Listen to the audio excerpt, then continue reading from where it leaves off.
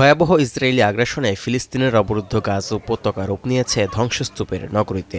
বোমার আঘাতে বাড়িঘর ধুলোর সঙ্গে মিশে যাওয়ায় 23 লাখ বাসিন্দার প্রায় সবাই এখন বাস্তুচ্যুত। বিভিন্ন স্কুল ও অস্থায়ী তাঁবুতে ঠাঁই নিয়েও রেহাই নেই। সবকিছু তছনছ করে দেয়া নগরীতে 14 মাস পরে এসে বর্বরতার মাত্রা আরও বাড়িয়েছে ইসরায়েলি বাহিনী। এতে করে কঠিন হয়ে পড়ছে বাড়িঘর হারা মানুষের জীবনযাত্রা। খাদ্য, ওষুধ ও সুপেয় পানির সংকট করুণভাবে ভোগাচ্ছে। দুষ্প্রাপ্য হয়ে উঠছে খাবার পানি।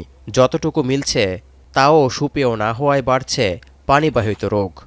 لكل شيء، للجلي، للأكل، لتعقيم كل شيء، للوضوء، للتغسيل، لتغسيل إيدين الأطفال، عندي أطفال كتير، لعنا لكل شيء। এত সংকটের মধ্যেও বেঁচে থাকার লড়াইয়ে হাল ছাড়ছেন না গাজাবাসী।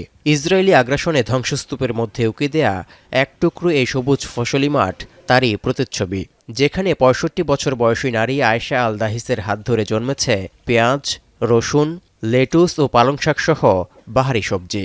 এখান থেকেই চলছে 9 সদস্যের পরিবারের ভরণ পোষণ।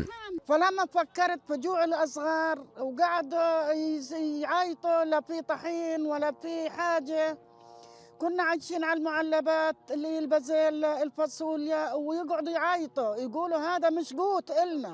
মৃত্যুপুরীতে রূপ নেয়া গাজা উপত্যকায় 65 বছর বয়সী এই নারীর ক্ষুধা নিবারণের যুদ্ধে অনুপ্রাণিত অনেকেই। খাদ্যপণ্যের চরম সংকট ও অর্থনৈতিক দুরবস্থায় যুদ্ধ বিধ্বস্ত গাজার অন্যান্য বাসিন্দারাও ফসল ফলানোর দিকে ঝুঁকছেন। তৌহিদুর রহমান, এখন বিশ্ব। কালার এক্সপার্ট, জর্জ স্যাপ এবং মাইল্ড অন হ্যান্ডস টেকনোলজি সমৃদ্ধ অরিক্স ক্রিস্টাল ওয়াশ আপনার লন্ড্রি এক্সপার্ট।